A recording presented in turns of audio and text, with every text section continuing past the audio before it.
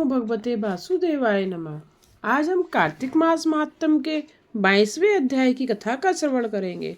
सूत जी कहते हैं, गोवर्धन पूजा का महत्व बतलाने के बाद नारद जी कहने लगे, हे राजा पृथु, कार्तिक सुती दूज को यम द्वितीया कहते हैं। इस दिन यमुना स्नान करके यमराज का पूजन किया जाता है। दीपावली के बाद की इस तृतीया को भैया दूज भी कहते हैं।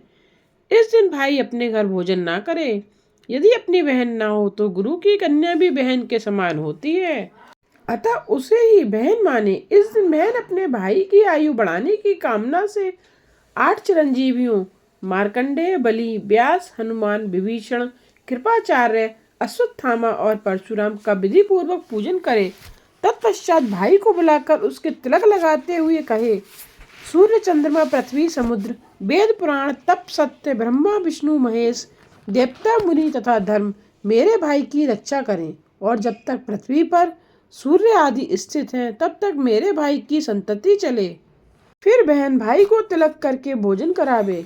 भाई भी अपनी श्रद्धा तथा सामर्थ्य अनुसार बहन को दक्षिणा दे। इतनी कथा सुनने के बाद राजा पृथु ने कहा, हे देवऋषि, सब क्षेत्रों में उत्तम कौन सा क्षेत्र है?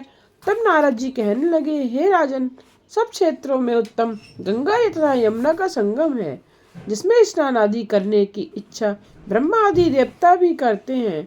गंगा के स्मरण मात्र से अनेक पाप नष्ट हो जाते हैं। जो कोई गंगा में स्नान करता है उसके समस्त पाप क्षय हो जाते हैं और उसकी कई पीढ़ियों को परम पद की प्राप्ति होती है। गंगा में स्नान की अभिलाषा करने मात्र से मनुष्य अनेक जन्मों के पापों से मुक्त हो जाता है।